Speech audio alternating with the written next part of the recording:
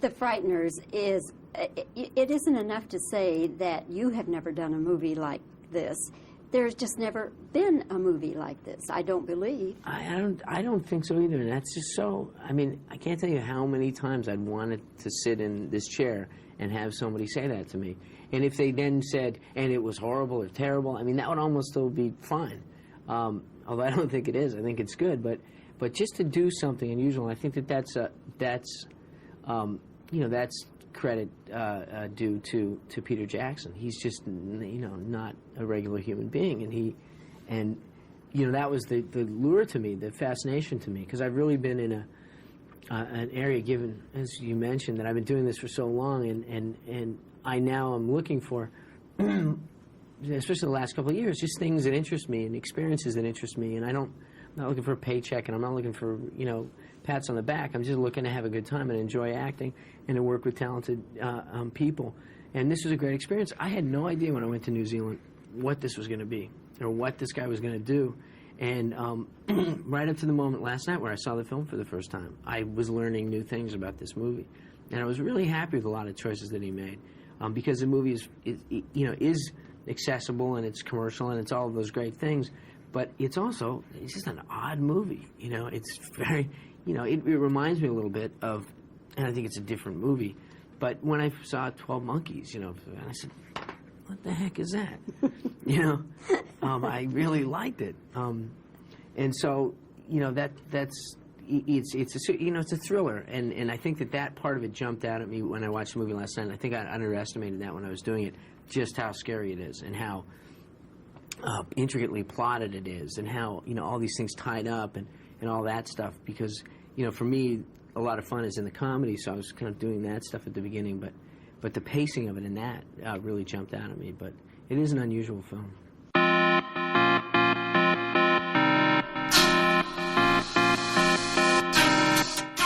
Hello and welcome to the Super 70 Podcast, episode 33.1, ANZAC Cinema.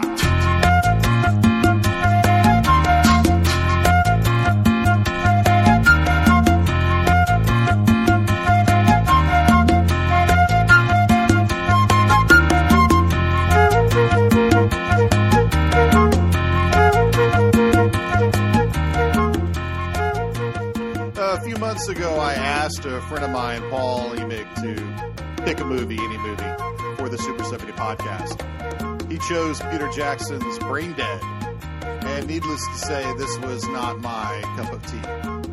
But we don't care about bad taste at the Super 70 Podcast. We don't care if it has a budget of $20,000 or $200 million. We don't care if it's shot on Super 8 or 70 millimeter.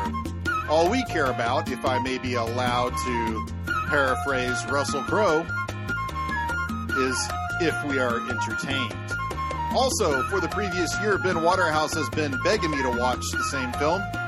Now, what are the chances that I could find two people on this planet that both love Braindead? While we dissect the work of Peter Jackson, we digress through his work to other towers of ANZAC cinema, reach around the edges of the Uruk-Hai, and debate the merits of the Beatles.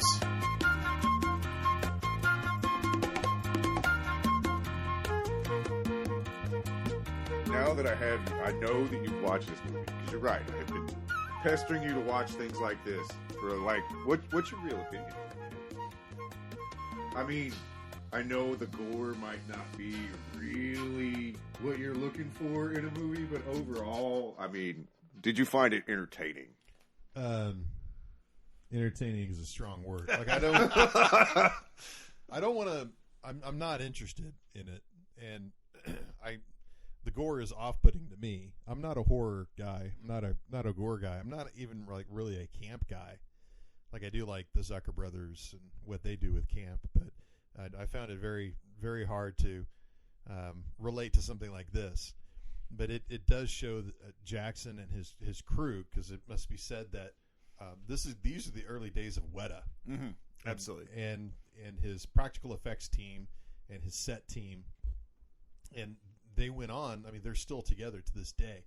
And it is fucking shocking what that team has done on such a monumental level. And it's one of these, it's the same scenario I have when I talk to anyone about Game of Thrones. because I hate Game of Thrones. I can't stand Game of Thrones. I think it's shit TV.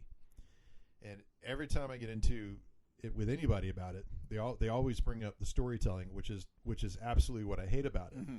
But you can't watch a single episode of Game of Thrones and not be blown away by the production value. Right. Absolutely. It is shockingly good from day one. Some of it's kind of confusing, and that's a storytelling issue, not a production value issue.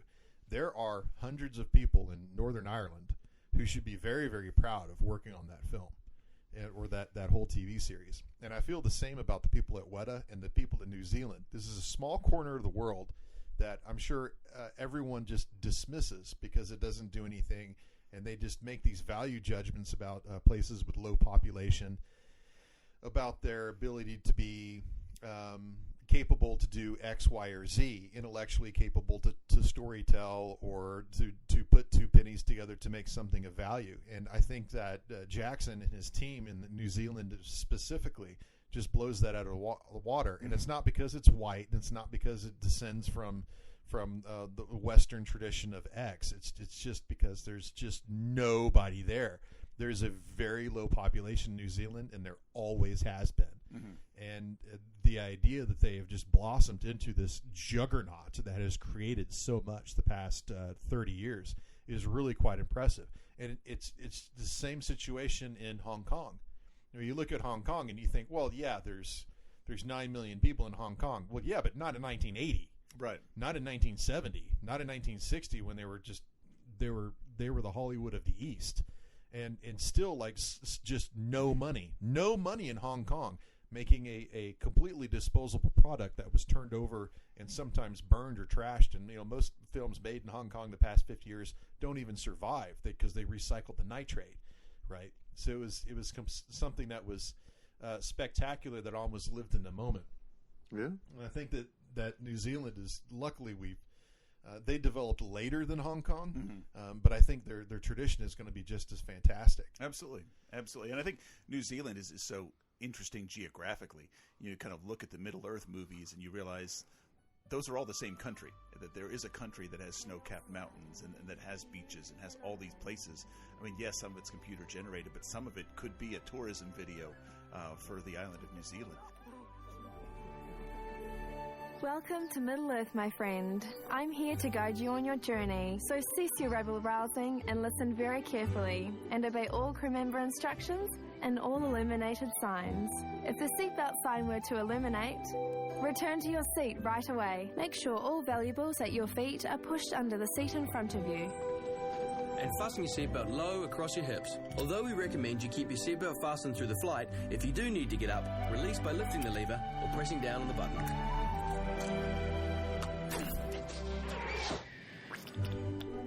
Oxygen is precious to you beyond measure. So if an oxygen mask should drop down from above, pull down on the mask, place over your nose and mouth, and adjust the elastic on both sides for a secure fit.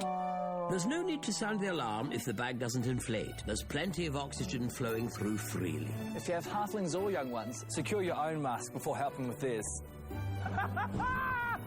Woo! If there's a mishap during takeoff or landing, brace yourself on the seat in front of you. I myself prefer the more compact method. Put your hands on your head, your elbows on either side of your legs, and your feet flat on the floor. When seated in Business Premier, sit upright, rest your hands on your thighs, and keep your feet firmly on the floor. Life jackets are easily put on while seated. Just rip open the pouch, slip it over your head, clip the waistbands together, and tighten. In economy class, it's located under your seat. If you're seated in a sky couch, it's in your leg rest. In premium economy, it's here under your seat, and if you're seated in business premier, it's located here beside you.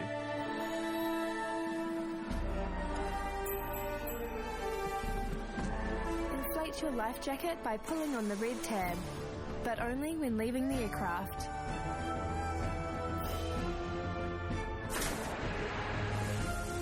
If you need to inflate the life jacket a bit more, roll into the mouthpiece! Crew will provide cute little life jackets for our littlest people, should you need one. Smoking anything, including electronic cigarettes, anywhere on board is forbidden territory, as it's dangerous. We have lighting in each aisle to guide the way out if it's dark. Your crew are now pointing out your exits. Your nearest exit could be behind you. Count the rows to the exit so you know the fastest route out.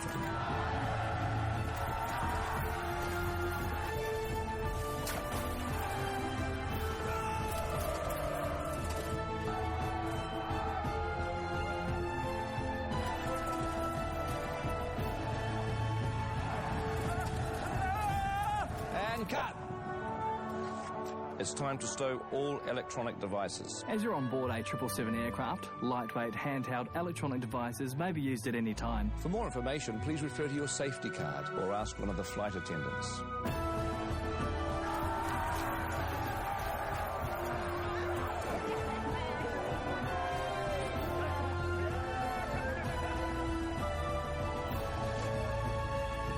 Thank you for embarking upon your journey with Air New Zealand. May your path always be guided by the light of the stars, and may the future bestow upon you all the happiness and adventure our Middle Earth has to offer. That's a wrap, everyone. I hope you enjoyed it.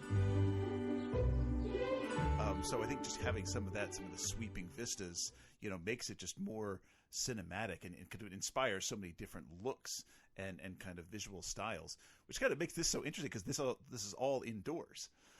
This is not taking advantage of kind of the big sweeping New Zealand, geography like so many of Peter Jackson's other movies. Other than the Skull Island shots, this all takes place indoors, which is, just kind of remarkable. It almost doesn't fit the profile. It's like they shot those three films, and The Hobbit too, I take it, in exactly the right country for that type of fantasy story. I don't know if that can ever be repeated, particularly with that. Like I did see The Rings of Power, and I did like The Rings of Power, but not nearly as much as Lord of the Rings. And The Hobbit was interesting, but it did not blow me away like Lord of the Rings did. That to me just seemed like a money grab. It was enjoyable. It should have been one movie, not three. Right. Well, the last movie is like one paragraph in the book. Right. But it did convey like you were saying, the physical environment of New Zealand did convey that sense of fantasy very successfully. But I am wondering when something else is going to break through, and who that person will be, and what will the story be about. Because it was Peter Weir who kind of rocked everybody's world with the Picnic at Hanging Rock. That kind of got everybody just kind of shocked, like, oh, did you see that movie? And then he made something that was distributed everywhere, which was Gallipoli. And I mean, that was released worldwide. But was he Australian or was he New Zealand? He was Australian, right? Yeah. And then Jackson was basically, as far as being from that part of the world, Jackson was the next one. So this is another thing about Australia and New Zealand, dude. Since they both left the crown as colonies and became Commonwealth countries, they were interchangeable in terms of their citizenship, and you could move back and forth freely. That only stopped after 9/11. So now New Zealanders and Australians have very hard time going back and forth, whereas before 9/11 it was almost seamless. Russel Crowe is the one who's sort of banging this drum right now, because he is effectively an Australian, but he was born in New Zealand, so he has that citizenship, and he's got problems going back and forth. He's like, I should not have this problem. No one from these two countries should have this problem. Right. And especially when you complicate it with the Aboriginal situation, like the Maori should not be having that problem either, or other indigenous people in Australia. Anyway, so Jackson was sort of the next out of that world that came to that, and I'm very interested to see who the next person is going to be from New Zealand. Well, there's already Flight of the Conchord. That, yes, those two guys. And then you've got Taika Waititi, yes. Which, if you look at their sense of humor, is relatively in that ballpark. Oh, yeah. Girl, tonight we're going to make love. You know how I know? Because it's Wednesday. And Wednesday night is the night that we usually make love. Tuesday night is the night that we usually go to your mother's place and I teach her how to use the video machine again. But Wednesday night is the out there we're making love. When everything is just right. You're not too tired from your after-work social netball team practice. There's nothing good on TV. Conditions are perfect for making love. You turn to me and say something sexy like, I might go to bed, I've got work in the morning. I know what you're trying to say, baby. You're trying to say, oh yeah, it's business time. It's business. It's business time. I know what you're trying to say. You're trying to say it's time for business. It's business time. Ooh, it's business. It's business time. Oh, yeah, yeah. Next thing you know, we're in the bathroom brushing our teeth. That's all part of it. That's foreplay. Foreplay is very important in love making. Then you go sort out the recycling, which isn't part of the foreplay, but it's still very important. Next thing you know, we're in the bedroom. You're wearing that same old ugly baggy t-shirt with the stain on it that you got from that team building exercise you did for your old work several years ago. Team building exercise 99. I take off my clothes, but I trip over my jeans, cause I still wear my shoes, but it's okay, cause I turn it all into a sexy dance. Next thing you know, I'm wearing absolutely nothing, except for my socks. And you know when I'm down to just my socks what time it is. It's business time. It's business. It's business time. You know when I'm down to my socks, it's time for business. That's why they call business socks. Ooh, it's business. It's business time. Yeah. Making love for two. Making love for 2 minutes. When it's with me, you only need 2 minutes, girl, cause I'm so intense. 2 minutes in heaven is better than 1 minute in heaven. You turn to me and say something sexy like, is that it? I know what you're trying to say, girl. You're trying to say, oh yeah, that's it. And you tell me you want some more. Well, I'm not surprised. But I am quite sleepy. It's business. It's business time. Flight of the Conchord is ridiculous. They also came out with What We Do in the Shadows. My wife is a huge fan of that. Yeah, it's one of the funniest things that I like. The movie version of it is just, I mean, hilarious. And of course, Ragnarok is like the top 5 best Marvel movies ever made. Yeah, but I'm not. So, as much as I like comic books, I'm not. I watch the Marvel movies because it's in universe.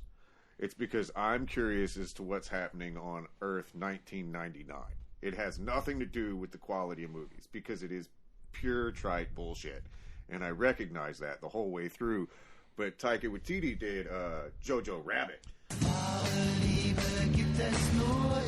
Today you boys will be involved in such activities as war games, ambush techniques, and blowing stuff up. I don't think I can do this. Was? Of course you can. When I was your age, I had an imaginary friend. Got me in so much trouble. Kids, it's time to burn some books. You're growing up too fast. 10-year-olds shouldn't be celebrating war and talking politics. Heil Hitler. I wish more of our young boys had your blind fanaticism. Did you know Jews can read each other's minds? But how would you know if you saw one? They could look just like us. Hi.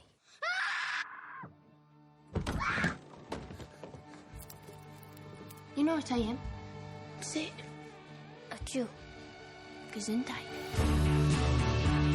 Sheesh, that was intense. What am I going to do? No idea. Got it! I will Burn down negotiate. the house and blame Winston Churchill. Or negotiate.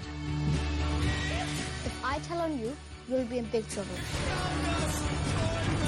They'll never win. Love is the strongest thing in the world. Your mother took me in. She's kind. She treats me like a person. You two seem to be getting on well. She doesn't seem like a bad person.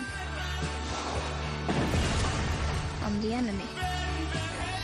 You're not a Nazi, Jojo. You're a 10-year-old kid who likes dressing up in a funny uniform and wants to be part of a club.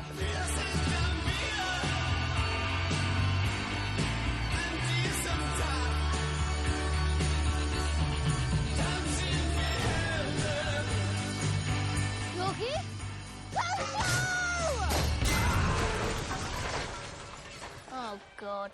Nothing makes sense anymore. Yeah, I know. It's definitely not a good time to be a Nazi. Thank you, sir, for bringing that up. Go, please continue. And that is a hilarious. I mean, it's so tongue in cheek, so parody. It's this. That's what it is. It's that idea of I'm taking something serious and moving it so far to the right or to the left that now it's almost surreal. And when you hit that point, it's like the humor is just undeniable. Like, my best friend's Hitler. You know? Jojo Rabbit is an unsung masterpiece. Go ahead, Paul. Well, you know, you kind of mentioned these being Commonwealth countries. And I know that Peter Jackson has said that he was a huge Monty Python fan growing up. And I think you can absolutely see the dark humor, the irreverent humor kind of throughout, you know, both Taika and Peter Jackson. So I think a huge influence in that sense of humor and maybe that sense in taking things that, you know, we might hold as sacred cows and laughing about them. And not even necessarily smart humor, but still, you know, daring and very cutting humor. And we lost out, us being Americans, lost out on the whole Monty Python explosion simply because the tape system that we use in the States for our television system is different than it was in Britain. And to make it very, very simple, their tape system is higher definition.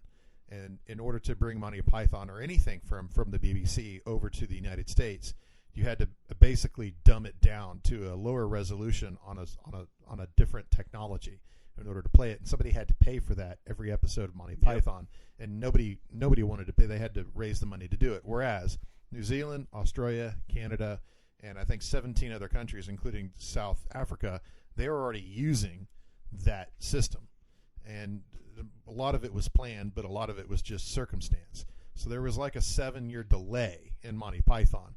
So it was almost like these guys like Peter Jackson had a leg up, so to speak, because they were raised on Monty Python for the Americans wherever. The only reason why I watched Monty Python was it was on Channel 8, who were the only ones who would play it, and I thought, oh, there might be some chance for some nudity. Because they were running it on BBC 4, and they were the only channel that allowed that type of stuff. And, of course, they only did it for laughs. They didn't do it for exploitation. Right. Which is not why Americans show it. They almost 100% show it for exploitation. Right. Jojo Rabbit, to keep this, I want to spend some time on that one. Eventually, that's going to hit the Super 70 podcast. That film is a masterpiece. Yeah, I agree. And that came out in 2019. That was a heavy-hitting year. Like, it was nominated for Best Picture, which shocked everybody. But it was also nominated with, like, Once Upon a Time in Hollywood, Ford versus Ferrari. But that was a killer year. Mm-hmm. I don't remember which one won that. I think it was Parasite. Parasite won that year, which in and of itself, you know, landmark, you know, foreign language film winning. Right. Of course, I'm a little bit biased because of my background in film and cinema, and specifically the 20th century German film. I obviously was rooting for Jojo Rabbit all the way. I was blown out of the water by Parasite, but then at the same time, like, if you'd seen other South Korean films, you know, Sympathy for Mr. Vengeance, for example, or Old Boy, of course, is the big one that everybody talks about. Lady Vengeance is probably my favorite one out of those three. I saw that just being in this very long tradition of what the South Koreans were doing, or even Squid Game, the TV show, is an extension of all of that. So, in a sense, I wasn't surprised at Parasite, so I didn't necessarily think that it should win Best Picture that year because I just thought, well, the South Koreans are doing this stuff all the time. It's good, don't get me wrong, but their level of cranking stuff out that is really, really high. And it's like everyone else is just now catching on to the phenomenon. Which I think was the big argument when like Crouching Tiger, Hidden Dragon came out, and everyone in America lost their mind. And anyone who watched that type of cinema be like, it was good, don't get me wrong, but this is like 20 other movies. Right. Oh, absolutely. Absolutely. Just you haven't seen those 20 movies. Right. You saw this one. Yeah, people like Roger Avery and Quentin Tarantino were shaking their heads going, Jesus Christ, this is so old. Right. Yeah. Absolutely. I mean, when Enter the Dragon was 1973. You know, I saw Crouching Tiger on the re-release. They did it just like 3-4 months ago, and my son and I went. What an amazing film. Yeah. And Zhang Ziyi, who plays the girl, not to be condescending, she is an amazing actress, and you have to be careful because Michelle Yeoh is in that film, and she kicks supreme ass all the way. But she has always been underrated as an actor. Right. She's always been amazing. And Criterion's got 4 or 5 Michelle Yeoh pictures right now, and they're shocking how good she was 30 years ago. Right. So I got to be careful when I say this, but I think Zhang Ziyi has an emotional range in that film, which is really amazing for her age. And she, should have been nominated for supporting actress. Yes. She's so good. You know, I know we can kind of go off tangents here, but like, does anyone have a more diverse filmography than Ang Lee? Oh, I know. Yeah. We're talking about a guy who can make Sense and Sensibility, which I'm going to say is the best Jane Austen movie I've ever seen. Is that the one with Keira Knightley? No, that's the one with Emma Thompson and a young Kate Winslet and Alan Rickman. It made the Hulk, which is trashy, but kind of fun. Made Brokeback Mountain, made Life of Pi, made Crouching Tiger. I mean, these are all movies that are so drastically different from each other. And yet almost all spectacular films. I want to say all, but because he's made some stinkers in there. Well, I mean, the Hulk is the one that stands out, but I'm one of those weirdos who thinks that if you had just, again, miscasting. Sure. If you just had someone else play Eric Bana, play the Hulk. If I don't know who that person would be, like it's very easy to say, just put Mark Ruffalo in that situation and you'd have a hit. I don't know if that's true. But I'm very interested in everything else going on in that film. I know it's really passé the way that he uses the comic book frames to transition between scenes, but I actually liked that in that film. I like what Lee was doing with the camera. I like the Gamma Room. I like Jennifer Connelly. I thought Sam Elliott was a bit much. Let's find an old crusty man to put as a general. Like he's the go-to guy for a role like that, particularly after When We Were Soldiers he did with Mel Gibson. But other than that, I didn't have a problem with the finale or anything. I was just one of those odd people out. The only thing wrong with it is, in my opinion, is Eric Bana. Well, at that point, our superhero frame of reference was like Superman and Batman and the Tim Burton Batmans, So it wasn't like we even had an appetite for those yet. I think this was almost kind of toe in the water very early. I mean, you it was before Iron Man, wasn't it? It was. I don't know if you can say that though, because we had X-Men, I guess. Well, no, because we had Blade. We had other similar superhero movies. We had Kick-Ass and other things like that. I mean, the appetite was there. The Rocketeer. Yeah, I mean, you had a group of kids, right, that grew up in a more or less, I won't say the golden age because that'll make people think I'm talking about like Flash Gordon. Yeah, right. But it was a group of kids in the same way as that you see anime being a very popular thing now. 20, 30 years ago, there was a group of people that went to Suncoast and bought Honey Cutie and all of this other stuff and Ron Mahaf. I was one of those guys. Right. And then now it is this super popular thing. It's in a sense the same way. So comic books were for dorks when I was a kid. But I was always buying the subscriptions, riding my bike down to get Twizzlers and comic books and catch up on whatever was happening with X Factor or whatever it may be. And then as we've grown up, our kids and a whole nother broader swath of people have gotten involved in this. To where now it's as opposed to being a one-off, where Blade, it was people didn't even recognize that as a comic book movie. Now there's an appetite so much there that the whole genre is becoming trite and it's becoming kind of just pulled together. So I know you're saying you like Rag. I fucking hated Ragnarok. Really? Really? because it's from my point of view, they could have done more with the characters. You know, it's not supposed to be, as they've gone along with this, it's just more humor and more humor. It's more slapstick, more all this other stuff, where it's like, I feel like they're leaving out the character development, because Thor is supposed to be, and I know I'm going way off on a tangent right here, but Thor is supposed to be like this hardcore, badass barbarian guy that very rarely speaks, like totally sent to Earth just to learn humility, because he had a problem with, like, every time somebody disagreed with him, killing them with his fucking hammer. So, you know, and then they put him in here, and now we've got, you know, Chris Hemsworth, and it's all like... Lots of quips, yeah. Yeah, and it's just like you're degrading the genre.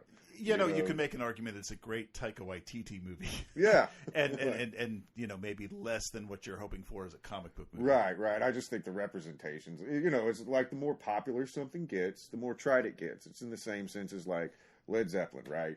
Everybody, at some point, every guy in America between the ages of 14 and 20, if you were to ask them, their favorite band is going to be Led Zeppelin.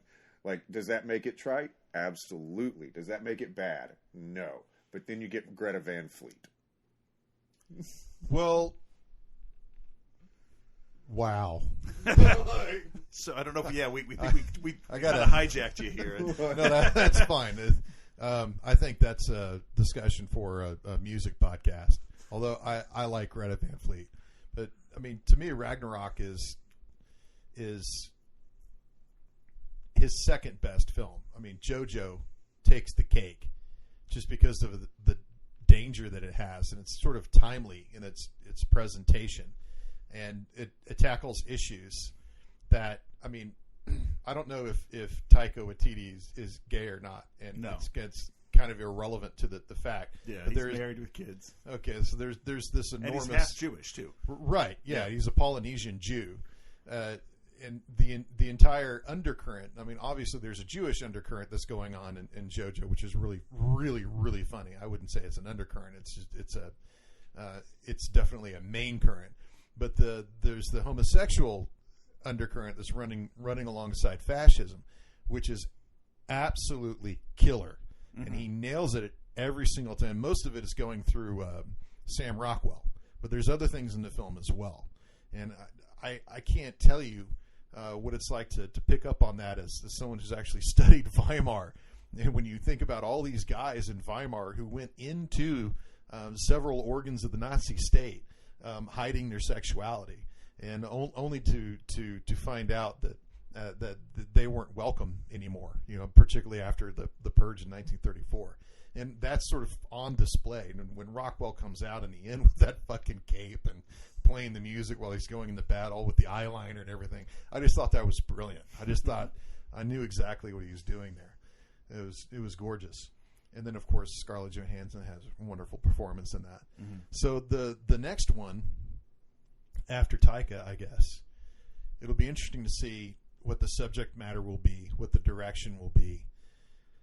Australia and New Zealand have an enormous problem dealing with what they've done as a colony to their people, and we're starting to see some of that come out in Hollywood, particularly with Dwayne Johnson, and a little bit more recognition of Samoan Americans, or Moana, the Disney film. You're starting to see more of these Polynesian effects come out. It'll be interesting to see what happens when the Aboriginal isn't like the chauffeur of Crocodile Dundee and is used for a punchline. It actually has like a story to tell. Or someone's like Whale Riders, maybe the only example I can think of a movie that's actually told from like the Maori perspective. Oh, that's good. And I don't know if the director, I know it's a female director, I don't know if she is Maori herself, or if she's even, you know, continuing to make films in that line, or that just happened to be a good story. There actually is a TV series told from a Maori point of view. It's about, I forget what it is, but so what it's about is this mythical character from the Maori whatever, and it's, God, I'm going to have to look it up, but it's basically, it's told as these mythical characters make their way through regular New Zealand, regular like Australian life. I think it's called like the Hairy Man or something like that. But it's pretty interesting because it's not, I like movies, I like things basically based on original ideas. Like I could care if it's trash. Which just we're so seeing long less as and it's less of, new right? and innovative. Yeah. You know, and it's the idea of it is pretty cool because it's it's not necessarily the monster in it isn't necessarily a monster kind of thing. It's not good, it's not bad, it's just kind of existent and plotting through the world with all this mythical background. It's pretty interesting. Well, the original idea is what counts. Like, that's why Bad Taste stands out. That's why Meet the Feebles stands out, or Braindead stands out. Dead Alive is because it's an original idea. Right. And how we're processing our history is going to be very, very interesting to see. We're constantly seeing new films about war, new takes on war. Although everyone is still stuck. Here we are 25 years from Saving Private Ryan, and that aesthetic is still running the visual narrative of how we talk about the Second World War. Australia and New Zealand have been very slow to uptake their contribution to that, and even Canada has. It would be interesting to see how those three countries burst out of that framework and take on those issues. I'm interested to see that because I love war films, right? And Australia and New Zealand were very, very involved in the Pacific War and even the war in the Middle East in European theater. But all three of those countries really, really focus on their First World War experience because they gained independence shortly after the war as separate states in the Commonwealth. So they really center on, well, the Canadians, for example, we were at Vimy, or the Australians and New Zealanders, they say we were at Gallipoli, or even the Newfoundlanders who lost most of their, what you could call an army in the Battle of Passchendaele in 1917. So moving out of that to this sort of almost bloodletting / victimhood framework and into something more exciting. Russel Crowe tried really hard to do this a few years ago with a movie called The Water Diviner, in which he played a failing farmer in the outback who went to go find his two sons who died at Gallipoli. I've read probably 20 books on Gallipoli, and I'd like to think that I'm interested in that story, but I barely made it through that film. It was so utterly boring, and he helped develop the script and he directed it. Yeah. And I could not find a reason to care about it, and that should tell you a lot about the failure of the film as to convey a narrative, right? Maybe that's just me. I'm sure there's other people who love it, but they're probably even heard of it. So right. The Water Diviner. Don't look it up. Right. So you made it to go from in just half an hour. We were watching somebody disassemble a room of zombies with a lawnmower. Yes. And now we made it to Australia's entrance into to World War. Hey, it's all goes all goes back to that. Yeah. It could be worse. We could be talking about Greta Van Fleet.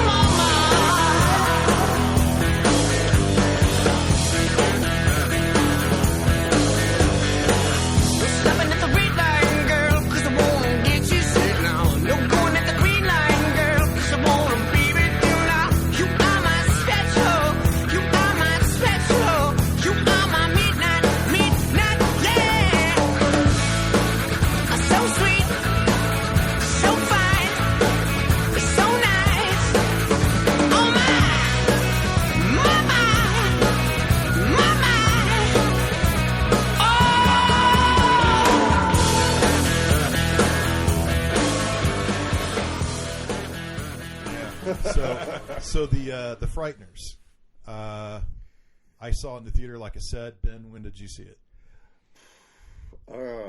I saw most of the movies I saw as a kid at home on VHS and stuff. So it's weird, but I had a friend of my dad's owned a VHS rental place, So I would go over there and I would weed eat and do odd little chores for him and stuff like that. And he would let me rummage through whatever was available and take free rentals and stuff. Like, we didn't have like a ton of money growing up, so it was always that situation where it was like, we can rent one movie, but everybody has to agree. So it would be like Romancing the Stone or some shit like that, And like, here I am, and I'm like, digging through this guy's back rooms, all these VHS tapes that never get rented anymore, and being like, you know, literally like searching through Traumaville, searching through stuff like that and watching it all. And I did the same thing for Frighteners. I can say that I did like the movie. Do I put it in the same grade that you do? Probably. There has been a destructive force unleashed on this town such as I have never seen. Oh my God, I don't believe this. It's not happening! We have got a poltergeist! Okay, well, folks, I can do a clearance, but it's not going to be cheap. Although I do offer a 6-month guarantee. That fellow takes us totally for granted. Hey, Stuart, in or out, huh? Frank Bannister had a remarkable ability. Psychic investigator? To communicate with the dead. You could see spirits? Emanations are normally confined to the cemetery. You cannot push spirits around! Although they do escape. And an uncanny knack. We're gonna scare the living daylights out of your parents. For making a profit off the living. We're supposed to be his business partners. Everyone says that you're a fraud, but I've seen what you can do. Give it up, Frank. Death ain't no way to make a living. But now, some things put the fear of death in the living. What is happening to me? And sent the dead running for their lives. I've seen a figure in a cape. That was the soul collector. When your number's up, that's it. Frank, we got problems. All these murders that have been going on in Fairwater, they're going to pin them on you. From Universal Pictures and Robert Zemeckis. You're next, pal. And acclaimed director Peter Jackson. We don't stop till the screaming starts, you dig? The Frighteners. Probably not. Like, it was pretty good, but, you know, you're going to hate me for saying this, but it wasn't Flatliners. Flatliners was a better movie. Yeah, no, I don't hate you for saying that, but I strongly disagree. What about you, Paul? I'll be honest, I remember very, very little. Really? Yeah, it was something, and I had to look up on IMDb just to kind of get myself a frame of reference. It came out in, I think, 96. Mm-hmm. What I do remember about it is, so my mom directed theater in the Northeast in the 70s and 80s, and sometimes in the summertime we would go up, drive up from Florida to Pennsylvania so she could direct a show up there. And one of the actors that she directed is in The Frighteners, is one of the ghosts. So Jim Fife, I had to actually look him up. So I remember there being, I've met that guy. Like, my mom's done theater with that guy. Okay, that's kind of cool. So I remember that being kind of the driving force, just hearing, oh, hey, one of the guys from, Lehigh Valley theater scene is in this movie. And so that was kind of what drew me to it. And I remember liking it okay, but I think that's one of those things. It's number one, I was in college, so many new experiences. But number two, gosh, I consumed so much film, and that's just kind of one of those in just that the middle of the film consumption that I had, to where it neither stood out as good or bad. It was just one of the thousands of movies I saw a year at that point. So yeah, I have not seen it since and don't remember it much. Well, I was pretty amazed by it in the theater, and particularly since it's sort of a regurgitation of the story of Charles Starkweather and his girlfriend who went through the Kansas countryside or Nebraska countryside and murdering people, and she was basically aiding and abetting him. He was executed, and she spent the rest of her life in prison, basically. But I was kind of, I wouldn't say appalled, but I was really shocked while I was watching it that it was, because obviously, if you had heard about the Starkweather murders, you could tell right away that that's what Jackson was referring to. It's very edgy material, even in the mid-'90s, to go for this. It's kind of like Lost Highway by David Lynch, and how that's kind of like the O.J. murders. Mm-hmm. And it's just sort of like, wow, you're going to bring that up? Really? And Jackson didn't shy away from that. Of course, he was kind of removed from it a bit. And then, of course, Jake Busey is in it, who's Gary Busey's son. Right. And he was huge in the mid-'90s, and he did this and Starship Troopers. But the real reason, I think, why the Frighteners kind of held, at least in the cinema, the pre-internet explosion cinema world, is because of the Laserdisc. Mm-hmm. The Frighteners Laserdisc was the top 5 collectibles you must have. It ranked right up there with the T2 box set that James Cameron had put out, and the Criterion Citizen Kane, which had interviews with people like Burt Reynolds talking about how important Orson Welles was. It's very strange. But the Frighteners was almost like, and the T2 set as well, the Frighteners was like film school in a box. Mm. It was really the first one where Jackson was really taking you through the nuts and bolts of what it was like to construct a film. And you are a year out from actually saying action, and you have to have a schedule for X. And if you decide that you're on the 25th of May, a year from now, that you're going to shoot this, here's what you need for that to happen. Going down to a budget of, okay, well, when we're shooting, this is going to cost us $275,000 a day for 90 days. And then you're going to spend X amount of money before you get to that. And then factoring film costs and what type of film stock that you want.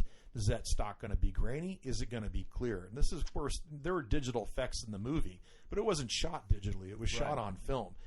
Taking all of that into effect, the T2 box set was very similar. It had a step-by-step breakdown of what it was like to edit a film. And like when you actually cut a film, you have to cut it in the middle of a frame because you're going to actually lose that entire frame to history as you join those two sides together so that it flows seamlessly through the celluloid, which is why it's really important to run a copy. To run a copy of everything, obviously, is very, very expensive. So Christopher Nolan just made a copy of Oppenheimer on IMAX. And it's 600 pounds of celluloid. Hmm. And it is so fucking expensive, I shudder to think what it's going to cost to make another copy, to ship that around, like how many IMAXs are going to run that print, right? And knowing that print is going to degrade within 2 or 3 weeks of showing that 3-4 times a day. This is a very expensive situation where you have now in digital cinema where you've got projectors where they automatically download the film and play the film with the code preset to the theater that it's given to. The distribution is just so different now. And Jackson walks you through all of that with the Frighteners. Mm-hmm. If we're going to open in 2,800 theaters, we need 2,800 copies of film. So what does that mean? How many grandfathers must you have and then grandchildren in order to print out X amount of copies? So you could actually be turning a profit before you even have a release date. But if you make too much film for too many theaters that are not going to show your movie, you could lose that profit in a snap. Mm. It was very, very interesting for people in 97 and 98 to just go step. Because, of course, in the Laserdiscs, they could put, 30,000 frames into the Laserdisc, and you could step through the frames individually, just like it was a page in a book. And I'll give you an example. The 7 Laserdisc, which was actually one of the ones that was also sought after, which my friend Dave actually has. All of those pages of John Doe writing that wild bullshit in his journal at 2 lines per space or something, all of that was photographed and is on the Laserdisc. Wow. Right? And they've gone back to that production company and say, can you do this for the Blu-ray or the DVD? And they're like, no one's going to buy that. Why would you want to read 400 pages of an insane person talking about, I threw up on this person on the subway after I ate a hot dog with, tamale sauce on it or something. Very strange. Anyway, so that's why the Frighteners became so important to a lot of those people in the 90s. So naturally, when I heard that he was going to make Lord of the Rings, I was like, oh, that's the right person for it. Not having seen his other films, so that was probably good that I hadn't done that. So having seen the Lord of the Rings, having seen the Frighteners, having seen what Peter Jackson's become, I don't know, does it give you more appreciation for watching the other stuff? It does, because he clearly, like I was saying with Bad Taste, he clearly knows what he was doing. He knew what he was doing before he even picked up a camera, which is different than most people. Most people works the other way. Like Steven Spielberg picked up a camera and then he learned how it worked. It's almost like Peter Jackson learned how everything worked before he picked up a camera. Mm-hmm. He's very competent. The Lord of the Rings is deceiving.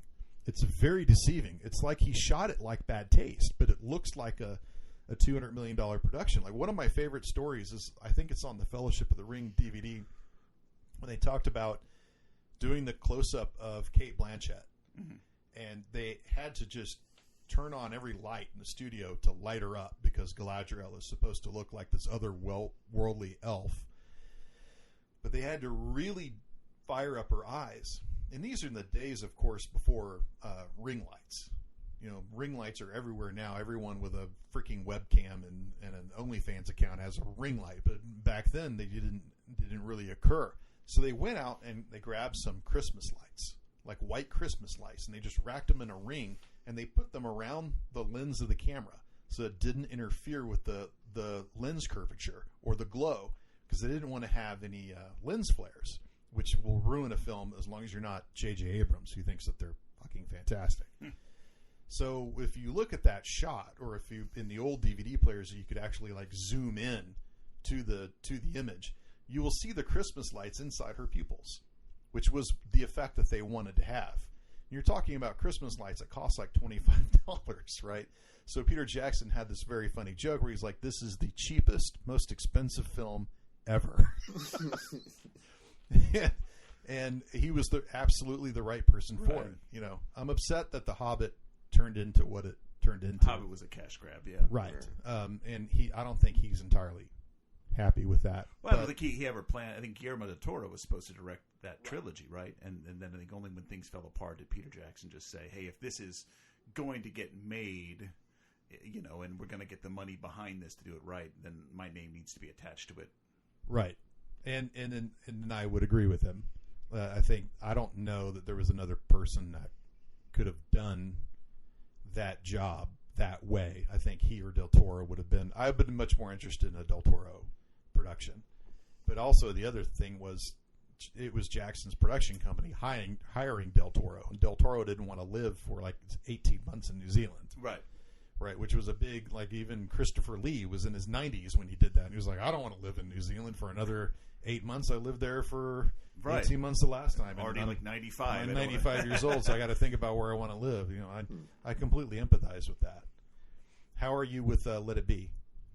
Watched the first part and really enjoyed it, but had to admit that, oh wow, there's 6 more hours of this. So full disclosure, we did just have a daughter graduate from high school, and the last 3 months have been an absolute blur.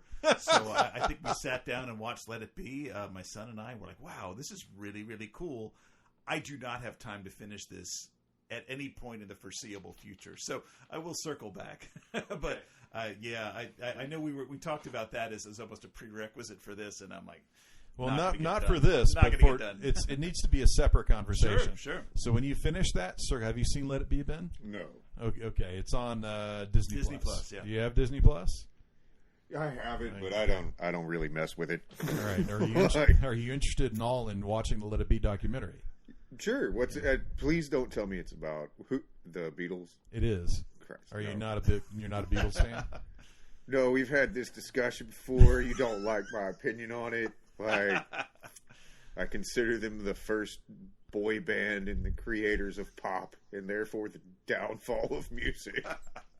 So if they are the downfall of music, what did they kill? Oh, they just made everything shitty. So Hold My Hand and all this other stuff. It was just this. So my whole thing is I'm a really big fan of super creative people. Now, I'm not saying that the Beatles, because I've learned over the years with this opinion, I have to preface everything. Like, I'm not saying the Beatles weren't, creative people. First of all, I don't think that they were great writers, not necessarily great musicians, would be kind of where it goes with that. And you ended up with the idea of the phenomenon kind of like pushing past what was good at the time. Because you had, at the same time they were doing, you had Frank Zappa, Christ's sakes. You know what I mean? He's out there killing it, coming up with like super ingenious stuff. But the name, the group, the whole John Paul bullshit kind of like led into this, I feel like, a phenomenon where their music was, it was the release of and the involvement in a certain culture. Not necessarily the greatness of the music or the originality thereof. Well, That's about as contrarian as you get. I mean, we as a Western society can't agree on anything except for the fact that the Beatles were the best band in history. So, that's just let that sink in. But you kind of talk about creativity, and one of the things that I kind of got just from watching the first, 90 minutes of 6 hours or something like that, is the fact that these 24-year-old kids were coming up with these songs that we behold as masterpieces, like on the fly. And that's kind of what this documentary captures in this kind of archival footage that Peter Jackson edited together. It's just like, wow, did Paul McCartney just like write it with that song, rattling lyrics, oh, and there it is, and that song's finished. And like, wow, just kind of the creative process that it captured. I don't want to say it demystified it, because I don't know that anyone else could be that comfortable to just kind of write things on the spot. But I mean, these are guys that are now half as old as I am now, at their creative peak, and just kind of writing things in the studio so quickly and effortlessly.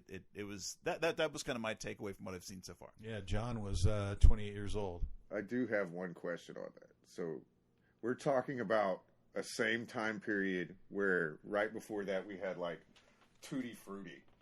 I mean, the song lyrics coming out at the time weren't exactly high poetry. That's true. Well, like Fats Domino led into the Beatles. Yeah, or Bicycle by Queen or something like that.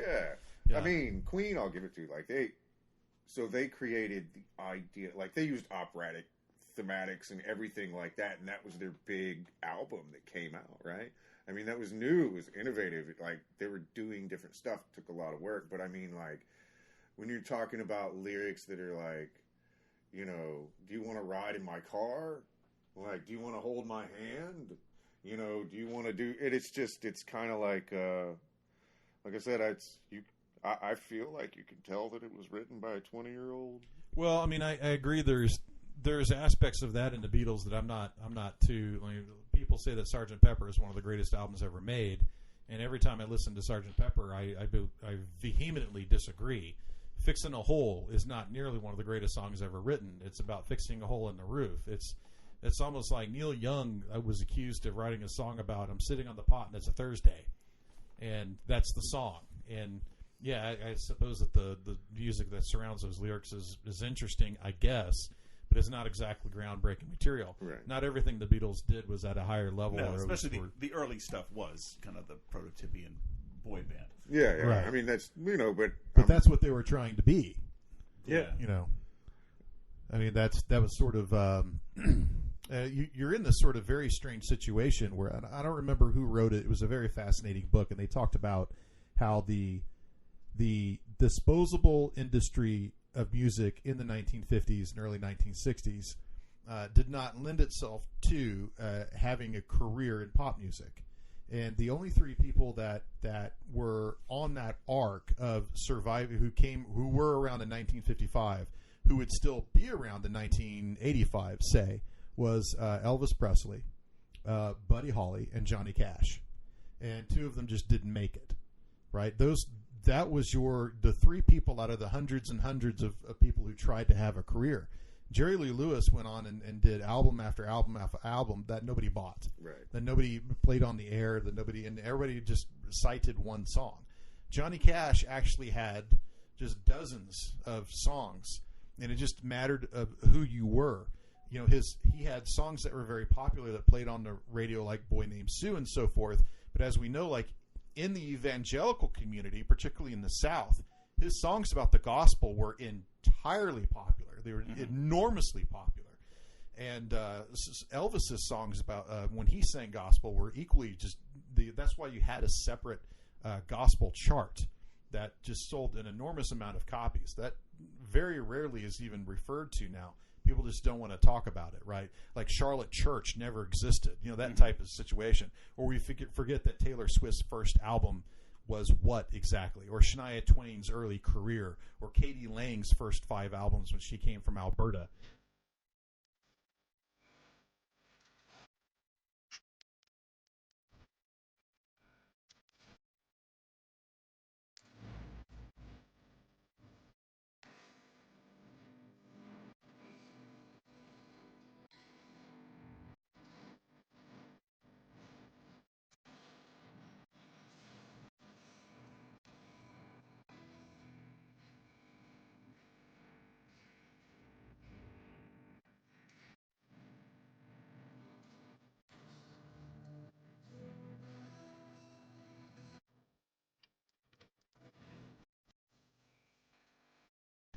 That's just things that we just don't make it into the popular mindset.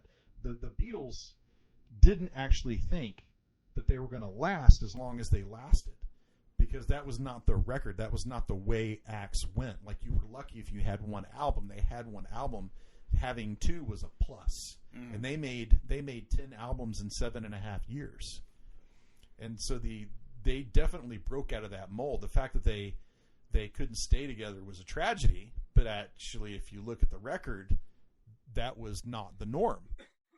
That wasn't the norm for Crosby, Stills, and Nash. That was a band that should have stayed together for the rest of that band's, everyone's natural life, and that was impossible, right? So, what bands do stay together, and how long do they stay together? Well, and how much does that impact have? You look at the Rolling Stones, they stayed together, and they produced 30 albums, and maybe 7 of them are good. So you kind of think about, would the Beatles' legacy have been diminished if they made some mid-career slump albums? Yeah, and John famously said that if you want the Beatles, I think he said this is 76 or something. Like, if you want the Beatles together, just take one song off of everybody's solo albums and put it together, because that's what it would sound like. Because by the time they did, the White Album, Abbey Road, not so much Let It Be, that they were basically just chopping it up and recording it independently. Especially with Abbey Road, where John and Paul were on like different shifts, day and night. They were rarely in the studio together, except for the Ballad of John and Yoko. But how would that occur, say, as a reunion? And everyone likes to talk about John and Paul getting back together, getting the band back together. What would that look like, and so forth? But I think we have a better picture now than we did in 1980 or 1990, simply because other bands have done it. The Eagles have done it, and they've made 2 extra albums since they broke up in 1981, and those albums are almost unlistenable. Just horrid stuff. One of them was put out by fucking Walmart. Like, that's how bad it is. Fleetwood Mac has gotten together, has toured multiple times, and has put out okay material, mostly when they're working with each other with someone else out of the room. Like Christine McVie and Lindsey Buckingham did an album a couple of years ago, which is all right, but it actually had one hit on it, which kind of shocked everybody.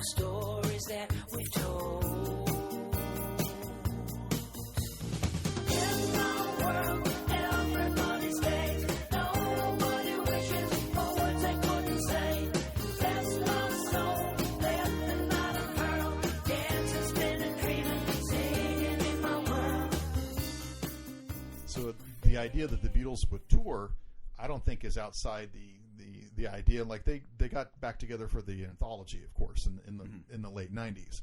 I think that tour would have been the highest grossing tour of all time. Sure. For sure. Whether or not John and Paul would have been able to crank out hits, I think that would have probably gone into the 2000s.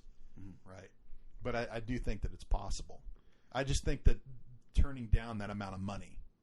There's a price that every band that won't ever get back together will get back together. There's a price. Even Neil Young got back together with CSN. But it's like there's something nice about an ending. It's when you just. It's the same thing with music and with stories and everything like that. There's a certain point where you should have stopped telling the story, but you just keep going, and then you end up jumping the shark, and you're just like, oh crap! Now we got Jar Jar Binks. Right. It's the George Lucas scenario. Yeah. No, that's very true. Yeah. Look at a good example, because that's what I was thinking about when you're saying that is, think about Metallica. Like, Metallica has been together pretty much, with the exception of Cliff, the original bassist, like the same band for quite a number, like since what, like 1988? Yeah. And, are they still great musicians? Yes. Their albums, their first, like Ride the Lightning, Kill 'Em All, stuff like that. Absolutely wonderful. I'll even give you Garage Days 1 and 2. But I mean, like, Load, Reload, name me a Metallica album that's been released in the last 15 years that was absolutely not dog shit. It's a problem. But it's the same group of people, right? And they all get along fairly well, and they still tour and stuff like that. But at a certain point, you're going to end up with a rehashed story, or you're going to end up with, like Mick Jagger out there at 85 years old still trying to do the sexy I wonder if thing. it's the economics of being a superstar band nowadays. Nobody buys albums. You stream the songs you want, and maybe you listen to an album on Spotify or Apple Music or Amazon Music or something like that. The money's in the tour. Oh yeah, and so that's why I think the bands reunite for this and just give the people what they want, because they can make substantially more than even if they sold Beatles level numbers on their albums. They're going to make so much more on the tour. Oh, yeah. Bottling that magic is difficult. We should mention, of course, that the highest selling album in between 2001 and 2010 was the Beatles' one album, and the band hadn't put out a record since December. And there wasn't any new 1970. material on There that was either. zero new material. It was 26 number one hits. Right. And the next album wasn't even close. I think it was an album by Prince. Right. It wasn't even close to what the Beatles were putting out on their greatest hits compilation. And it was something like 25 or 30 million copies. Mm-hmm. And that was an age after Napster. So that's pretty shocking. So I do see that. Now, when it comes to the Rolling Stones, or it even comes to Paul McCartney, I do take exception to they can't crank out hits. The Rolling Stones had a great song called Doom and Gloom. The one video that they did with Kristen Stewart getting gas and stripping. Can't remember the name of it. You'd think I would remember that song, but maybe I was distracted by something else. I'm a dealer man, still dealing yet.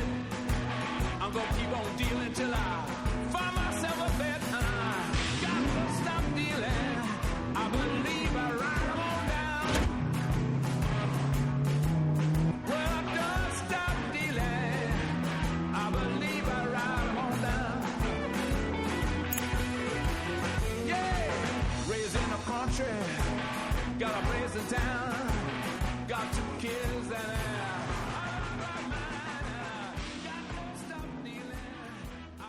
that was a great song. They had a series of albums in the 90s that were really good. The Bridges to Babylon and the Voodoo Lounge. I don't think that they've so much lost it as they just can't get into a room together, and nobody wants to hear those songs when they're on tour. But particularly Bridges to Babylon, you're talking about 12 tracks, and 6 of those songs are bangers. Paul McCartney made one of the greatest albums of the 1990s called Flaming Pie. That was a great album. Of course, when you think of the 1990s, no one's thinking about Paul McCartney. Right. They're thinking about Nevermind, etc. Right? GQ just had this great article about Dave Matthews, who's on tour right now. I just saw him last month. Dave Matthews used to come to the Woodlands and play 3 nights because they couldn't play at the Astrodome. Right? And lots of bands have done that over the years. Dave Matthews is not who you think about when you think about great 90s music, and yet he was one of their highest sellers. Sure. Right? When you think about the 90s, do you think about Crash Into Me? No, everyone's thinking about 10 or something by Pearl Jam. Yield, which is not so bad. Everybody dogs it now. Vitology, which was enormously popular. Right? So I look forward to the documentary by Peter Jackson that looks into the career of Pearl Jam. I think that'd be awesome. Okay, now that is a documentary that I would love to watch right there. I want Eddie Vedder drunk on MTV, making it seem like it was really, really difficult to stand on top of a bar stool. Do you remember that? No. Okay, so they had this, it was... Into the mic. Yeah, sorry. MTV Unplugged, it was in the 90s, and so you had Eddie Vedder, who, come to find out, had at the time a super huge alcohol problem. Well, yeah. So he's apparently just downing bottles of wine as if it was, I'm sure now he's downing, water.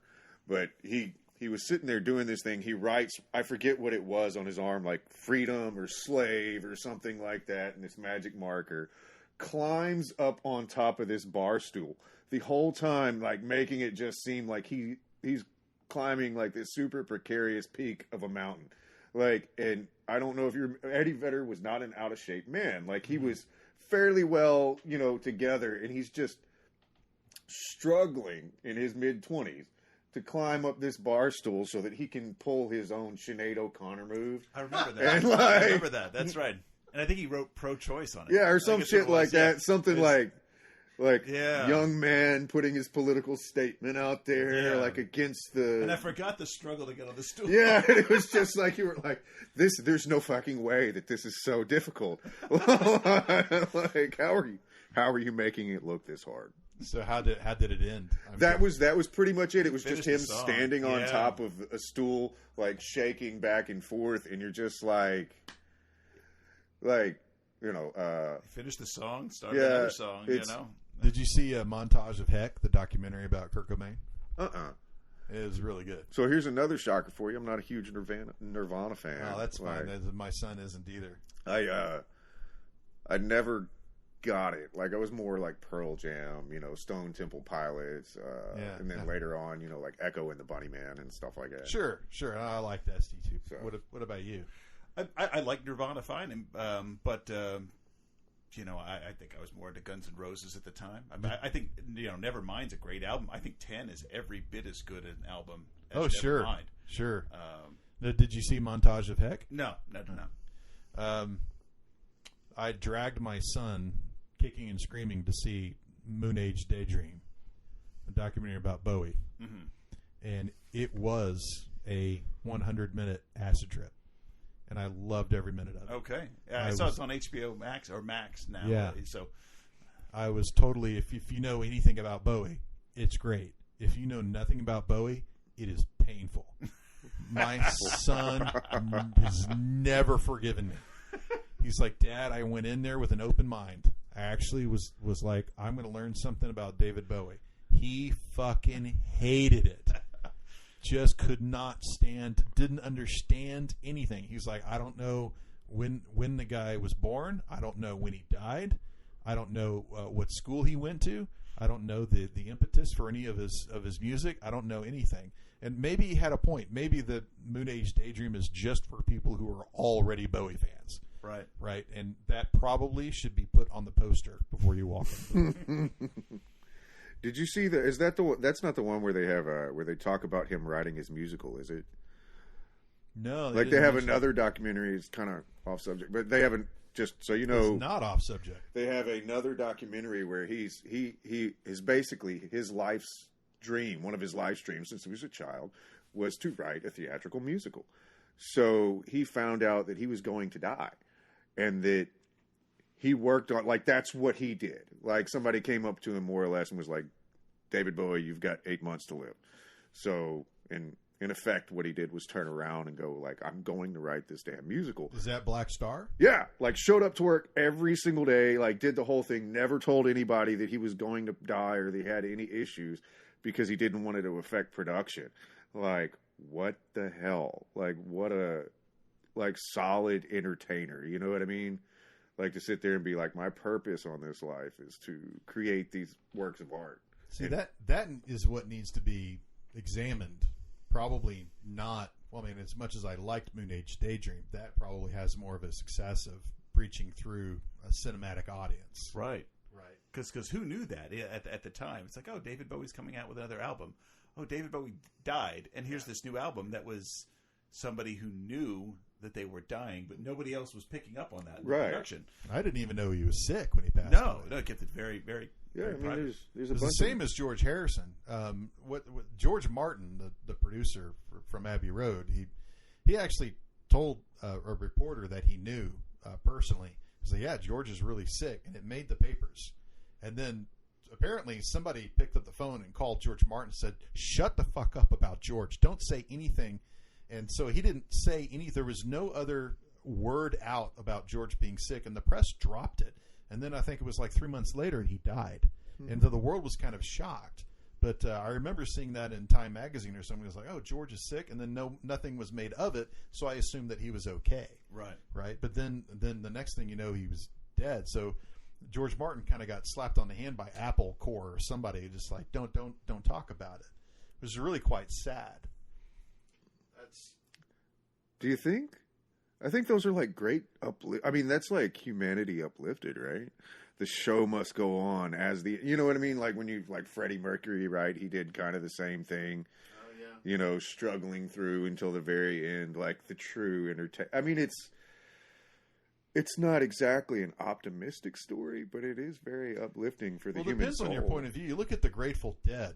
All the people in that band, and who's the last one standing? Bob Weir? Like, are you kidding? Like, the last person I suspected of making it through all those decades is Bob Weir. And here he is, like, not laughing, but, hey, I'm the last guy. You know, everyone kind of knew that Jerry had no chance. Right. But there were like 15 people in that band. Right. It's very strange. Anyway, okay. Last thoughts, anybody? About Peter Jackson or Well, I musical documentaries. Like I said, thank you for inviting me. This was kind of fun. I remember when you said, "All right, next one, you know, is Anything Goes," and I think I shocked you by selecting. You know what we should do instead of just another Pulp Fiction commentary or any number of other movies that I appreciate. You know, I was like, you know what? There's this Peter Jackson movie. So, you know, I love going back and seeing these directors who are incredibly polished mega filmmakers and watch their first movie. And I think, you know, Spielberg's probably the exception because even his early movies are somewhat commercial. But if you go back and see Dead Alive from Peter Jackson or Piranha 2 from James Cameron, you know, some of these... Yeah, a movie he doesn't even want you to see. Man. So I love kind of going back and seeing these. And to me, it's like a drinking movie is its own genre, something to where you can get together with a couple of people and just get hammered and watch this absolutely, not even to say awful, because watching this somewhat sober, it's still pretty entertaining. But it does kind of add another element to it. I think the fun factor. So, my closing, if I ever to say anything about it, is this an intellectual exercise? Absolutely not. But I mean, like, is it a great work of art? Yes. Schlock counts, guys. Schlock counts. Like, we all like He-Man as a kid. We all like just brutal violence. Like, everybody loves steel bikinis in sci-fi movies and stuff like that. Like, let's not overthink it. Let's just enjoy the hell of whatever they're throwing out there. On that note, you got to tell Paul what you picked up recently. What was that? In the back of your truck that relates to He-Man. Oh, God, yeah. So my aunt's moving, and she moved out. I got all the original He-Man stuff. Like, I got a Castle Grayskull. I was looking through the bin. Like, I mean, I've got Man of Many Faces, all the original stuff. Like, it is super great. Does the skunk guy still smell? I don't know. I haven't got that far into it. I remember when he was a kid, he smelled like pepper, though. Yeah, I thought that was like the weirdest thing. Smell, yeah. Like, and then ever since then, and this is the weirdest thing, I have connected that with hippies because patchouli smells very similar to me. Like, so on the He-Man thing, did you catch the new He-Man release on Netflix? No, I haven't. I've stayed away. So there was a big controversy. I don't know if you're aware or not with Kevin Smith and what he did to He-Man, which I watched it. I can tell you honestly, I did watch it, and it wasn't as bad as people said it was. But was it good? No. Well, that's kind of like the story of Kevin Smith, because everybody's saying this sucks, and then you watch it and it's like, it's not that bad actually. Yeah. I have that opinion of, well, I like yoga hosers. We just had this conversation recently. Yeah. Right, Tusk. Oh. Tusk is, but I think, like, I thought about that after we had the conversation. It's probably just because I don't think, was it Nathan Lang or something like that? Who was in there? Justin Long. Justin Long. In Tusk. I don't think he fit into that movie. I just don't want to see bad things happen to him for some reason. Like, but if you would have put in like a Michael Cera, yeah, let's fuck that guy. Yeah. No, that makes total sense. Well, I also know that Michael Park, who played the old guy in the wheelchair, he was dealing with a lot of health issues. He was actually sick and at the end of his life, and that was not the time for him to take a role like that. They really needed to go somebody who could stand to be more physical. Yeah. But, yes, also Yoga Hoser's art piece right there. Gotta love that.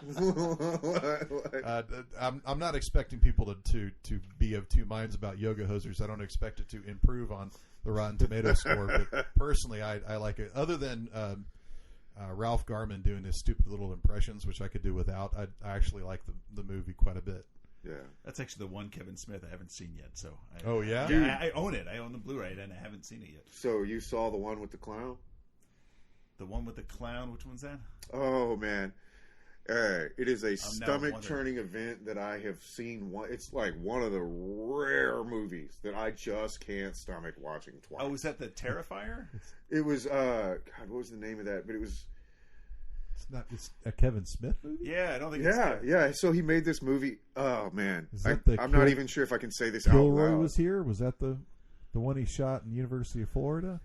So I know, like I watched Red State and I watched Tusk. I love Red State, which is getting more and more important as time goes on. Right. But it's it's a movie. It's a horror movie, but it is a horror movie in the worst possible way. Like, it is basically this clown. Like, I have trouble bringing these words into the world is how bad it was. This clown rapes this guy. Oh, my God. And, like, just keeps him, just destroys this man's life. And it's just like this movie that when you watch it, you kind of want to wash your entire body and eyes. Like, it is a lot to take in. Like Salo? Yeah, well, yeah, I would even go. It's because it's mentally torturous. Is that the one or no? Okay, because I heard about this one. Terrifier 2 is apparently maybe one of the most violent, one of the most vulgar, vulgar, and it lives up to its name. Okay, it's hard to get more vulgar than Salo. So at least when you watch Salo, so Brian Johnson, one of the. Brian Johnson, one of the Brian Johnson wrote and directed Steve Dave? Yeah. Steve Dave and Fanboy, Walt Flanagan. Yeah, it's just but gotcha. So he's the writer director of it, so it's probably Kevin's money. Yeah. But still View Askew. So it counts. Yeah. But it is one of the most traumatic events you'll have in your life. Okay. And yeah, like I can watch Salo because I understand it's a commentary. You know what I mean? It's like the same thing when you watch, like, I always use Cannibal Holocaust and Salo because they're super fucked up movies. But there's a clear point to be made in each one of them. So you can kind of, like, separate yourself from it. And it's like, oh, this is about the meeting of two different civilizations, you know, and this is how it works. You know, it's expressing a point. Or, like, Salo, it's like, this is what happens when bureaucracy gets out of control and da-di-da-di-da-di-da-di-da. But it's still, like, difficult to watch them pull eyes out of children. Right. You know? Yeah, the not to get hung up on Salo, but what sold me on it, because Criterion released it. So first I was like, well, if Criterion's got it, then it's got to be good, which is a false premise if ever there was one. I've seen plenty of shit on Criterion. I was like, why is this on Criterion? But regardless of that, you know, for a very long time, Criterion was the only, like, private club of media. Now they're fucking everywhere, like Shout Factory and Vinegar Syndrome, and I love it. I'm on Keynote buying DVDs all the time. But I was sold, like, okay, well, Pier Paolo Pasolini, I'd done some research on him, seen a couple of his films in school, and I thought, well, I'll give it a shot. Wrong. The description totally fit something that I want to see, which is the Republic of Salo, which is after the Allies invaded Italy. Mussolini was actually an elected official, and he was thrown out of office by his political council. They said, you can no longer run Italy, you can no longer be on our council, you're no longer El Duce, dictator, whatever, and they put him in a fucking prison. So the Italians are now in a civil war. Half of them are fighting for Germany, and the other half are fighting for the Allies. The Italians who are fighting for Germany are really only fighting for Germany because they know what's going to happen when the Allies catch up with them. So while all this is going on, Hitler sends a special commando to the prison that's on a mountaintop to spring Mussolini out of jail. And he is flown to Salo in the north and put as this puppet head of government in which he doesn't have any control because northern Italy is now an occupied territory of the Nazi Reich. The structure of the Italian state is now basically useless. They have power, but they have no way to exercise it. So they use it to just abuse the population, which is what they do. And this is Pasolini's way to say, look how disgusting these Italians are, who were his countrymen. And he was making a statement about Italian fascism, all of which I was into when I read that on the back of the fucking box. Like, this is my kind of movie. Wrong.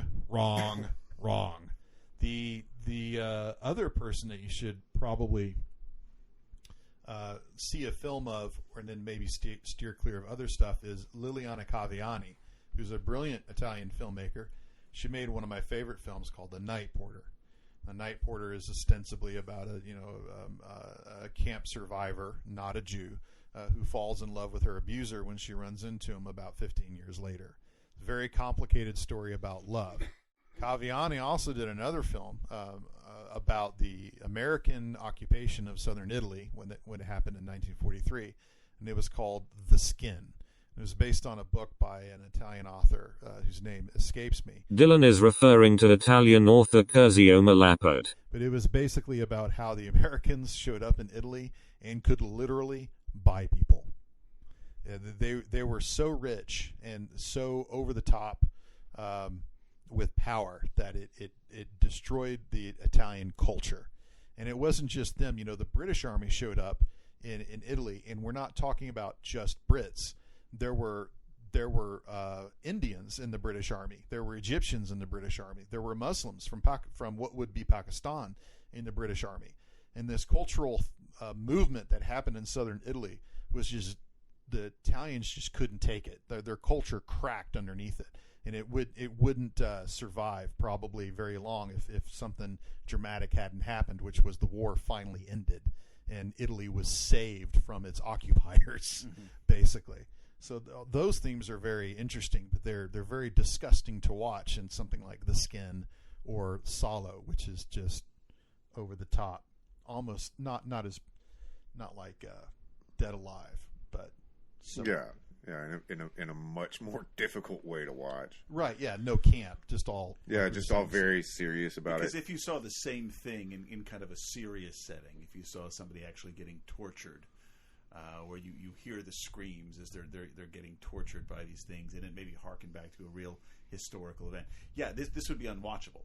Yeah, right. So, well, zombies are just not serious. I think the closest we've ever seen it in recently is World War Z. Mm-hmm. Well, World War Z was sort of putting it in sort of like a virus pandemic type of situation of this is a serious thing that we're going against, but at the same time it wasn't so serious like Salo. It wasn't so serious like The Night Porter. Like, it's still, quote unquote, just a movie. It's not grainy reality type stuff, which is, you know what I mean? Like, that can make the whole difference is just a matter of perspective, I think, a lot of times. It is. So you end up with, like, I'm sure y'all have all heard the quote that humor is pain in the third person. Like, it's not funny when I fall down the stairs, but it's fucking hilarious, like, when you fall down the stairs. Right. And it's like the same sort of thing, it's like when you're sitting there and you're made to kind of internalize that shit. Wenn es auf Deutsch nur ein Wort gäbe, das die Freude beschreibt, die Menschen empfinden, wenn andere Menschen, die sie nicht mögen, leiden. And take it a little bit more seriously, all of a sudden it becomes just vulgar, gross, deteriorating. I mean, there's stuff out there, man. Like, so, I've watched a lot of movies from across the world. Like, if you think that the stuff that we put out, or for that matter, the Italians put out, holds a candle to what comes out of, like, Vietnam, like, you are sadly mistaken, sir. Really? Like, there is stuff out there that borders on snuff.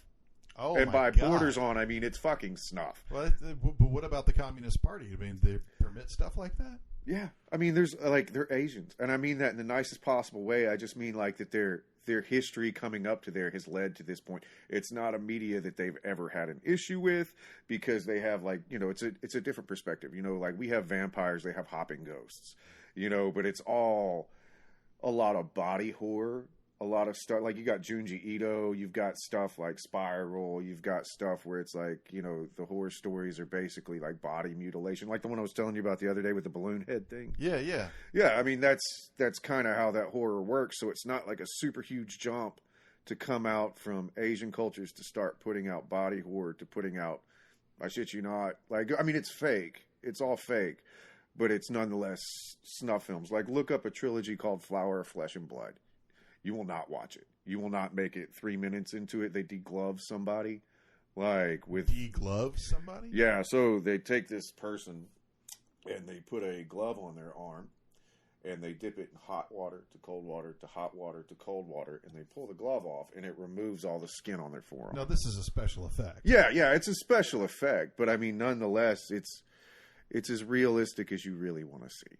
But put into that context, you know, not being humorous. Like we just saw several people get their rib cage ripped out and all of this. Yeah, but it was played as comedy. Right. But when you put it into this other context, all of a sudden it becomes just sickening and vulgar. Right. And stuff I think like one of the Saw movies had somebody's rib cage get kind of cracked. Oh my open. God. Yeah, like that's straight horror. Right. Yeah. So, but we have obviously differing cultural standards. Like I remember when the Iraq War cranked out, Al Jazeera was getting a lot of footwork. Like people were just paying a lot of attention to Al Jazeera because they were the only non-Western television force or reporting force that was in the Middle East that you could somewhat trust. Like nobody was believing anything that was coming out of Iraq. You know, there's no American army here. But then you watch Al Jazeera and it was like people getting fucking shot and shit blowing up and body parts like. And Al Jazeera had no problem, and still to this day has no problem showing anything like that. And they tried to put it on American networks, and the cable company said no. Like we're not. No, this is worse than HBO. Right. This is crazy. No. And that it really limited to the effect of now like there's like Al Jazeera English, which is a really really toned down, sanitized version where they cover the same stories, but they don't play the same videos. Yeah. The IEDs just going off. So, but their tolerance like that. It was like when I was in the People's Republic of China 20-something years ago, and they would have pictures of executions in the newspapers. But but to talk about sex was absolutely verboten. It was like the American standard to the extreme, right? Where we permit violence and so forth, but we don't particularly like talking about sex all that much. We're just going to ban those books out of the library type of situation. But in China, it's worse. Like when I was there, it was there are 0 AIDS patients in the People's Republic. Like that's just untenable. Right. It's not possible, right? But to say that you had an AIDS patient is to thereby de facto say you must have some percentage of homosexuals, and the PRC wasn't going to mention that at all. Right. So they just said, well, no, we're not going to talk about sex at all, right? So I could see where the Asian standard, even in cinema, for various films would be way different. Yeah, I mean, it's all different. Look at so you look at like, you know, even something as small as like, so America in the 1950s and 1960s, we had the comics code, right? Right. And it totally just, I mean, choked out creativity for a certain point. So we wanted stuff sanitized because these are clearly kids' books. Prior to that, it was a lot of horror. Like comic books were generally based around mystery, horror, and romance and things like that. Like superheroes weren't necessarily the thing that you wanted. I mean, it was pirates, it was Black Flags, it was stuff like one that. Of many things. Yeah, and so we put in the comic code, but the rest of the world did not. So like the stuff that you had coming out of Italy and stuff like that at the time for their comics was very much horror based. You know, and we're sitting over here digesting it this way so that you end up with a big separation in perspective later on that you could see when you look at Italian horror movies. You know, like when they started coming out with the Italian zombie movies and all this other stuff, the amount of gore, the amount of horror, the amount of all that, like just straight up dwarfed whatever we had coming out. And that's why you ended up with, you know, the great Italian horror movie producers and stuff like that. At least in my opinion, that must have been how it played out. Sure. Interesting. All right. Well, any other last words? This is our second last word round. No, we're good. We're good. All right, Paul. Thank you very much for coming. Hey, by. thanks for having me, man. Appreciate it, and for choosing Dead Alive. Always a pleasure. Yeah, glad that you humored me on this one. This is it's kind of like a kid eating all of its Halloween candy in one sitting. That's kind of what Dead Alive is for me. That is the best description of this movie that I think of. It's just sheer childish indulgence. Like, I wonder how Uncle Les got that big. Ben, thank you very much for coming by. I appreciate it. Thanks for having me over. I appreciate it.